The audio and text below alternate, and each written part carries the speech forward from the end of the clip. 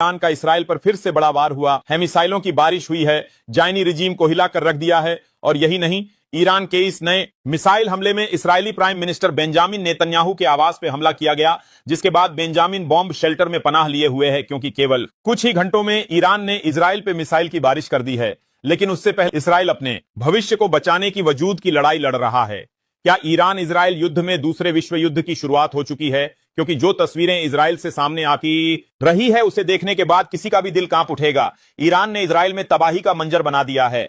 हर तरफ टूटे बिखरे हुए मलबे दिख रहे हैं इस समय इजराइल का। इजराइल हाल गजा की तरह दिख रहा है क्या? इजराइल ईरानी हमलों से इस कदर डर गया है कि वो अपने भविष्य के बारे में सोच रहा है कि हम नहीं जानते आगे क्या होने वाला है। आखिर बॉम्ब शेल्टर्स में जो तमाम इस्राएली नागरिक शरण लिए दिखाई दे रहे हैं, उनके चेहरे पर जो डर है, आंखों में जो भय है, वो क्या कह रहा है? और सबसे बड़ी बात, खुद अमेरिकी और इस्राएली अधिकारी अपने भविष्य के बारे में क्या कह रहे हैं और मौजूदा हालत के बारे में क्या कह रहे हैं? इसका जवाब आप जानेंगे तो आपके होश उड़ जाने वाले हैं। वो इस्राएल जिसने ईरान के टॉप मिलिट्री कमांडर्स को मार दिया, उनके परमाणु वैज्ञानिकों को मार दिया, ईरान के अब तक तकरीबन 200 नागरिकों को मार दिया, वही इजराइल अपने भविष्य को लेकर डरा हुआ है।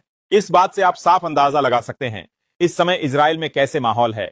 इजराइल जिस तकनीक पे गर्व करता था, वह अब नाकाम हो गया है। अपने आप में बहुत कुछ कहता है, और यह जानकारी कहीं और से नहीं, अमेरिकी पत्रकार जो इस्राएली अधिकारियों से बात कर रहे हैं, उनकी तरफ से यह जानकारी आ रही है। फॉक्स न्यूज के पत्रकार का कहना है कि मेरी बातचीत जो है वो तमाम इस्राएली अधिकारियों से हो रही है, और ऐसा कभी नहीं हुआ पहले, यह अप्रत्याशित है। इस्राएल डरा हुआ है अपने भविष्य को लेकर। आप पूरा बयान सुन सकते हैं, जैसा कि हमने बताया।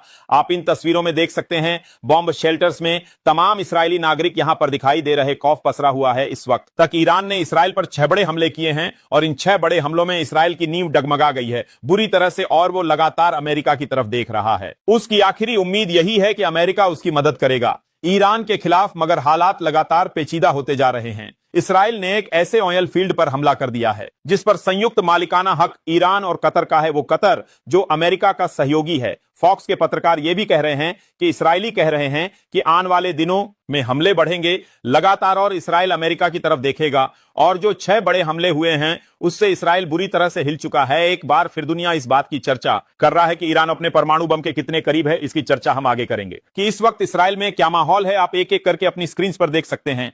इजराइल में हमलों के बाद भविष्य को लेकर चिंता और प्रतिक्रियाएं। इस्राइल में ईरान के मिसाइल हमलों के बाद माहौल काफी तनावपूर्ण है। कई शहरों में सायरन बज रहे हैं, लोग शेल्टर में जा रहे हैं, और इस्राएली डिफेंस फोर्सेस लगातार नई मिसाइलों को रोकने की कोशिश कर रहे हैं। इस्राएली सेना ने साफ कहा है कि खतरा अभी टला नहीं है, और नागरिकों को अलर्ट रहना चाहिए। सरकार और सेना का रुख भी बहुत सख्त है। वे इसे लंबी लड़ाई मान रहे हैं और कह रहे हैं कि ईरान के हमलों का जवाब दिया जाएगा। आम लोग डरे हुए हैं, लेकिन साथ ही सरकार और सेना पर भरोसा भी जता रहे हैं। मीडिया और सोशल मीडिया पर भी लोग सुरक्षा और भविष्य को लेकर चिंता जता रहे हैं, लेकिन देश में एकजुटता का माहौल दिख रहा है। कुल मिलाकर इस्राएल में लोग और सरकार दोनों ही हालात को गंभीर मान रहे हैं, और भविष्य को लेकर चिंता के साथ सतर्क भी हैं। इस्राएल बौखलाहट में कई ऐसे तेल फील्ड्स पर हमला कर रहा है जिस पर कतर और ईरान दोनों का जॉइंट मालिकाना हक है। इसको लेकर कतर को कितना भारी नुकसान हुआ है। इंटरनेशनल एजेंसीज का गौर किया जाए तो हाल ही में इजराइल ने साउथ पार्स गैस फील्ड के ईरानी हिस्से पर हमला किया था, जो ईरान और कतर के बीच संयुक्त रूप से शेयर किया जाता है। इस्राएली हमले से वहां आग लग गई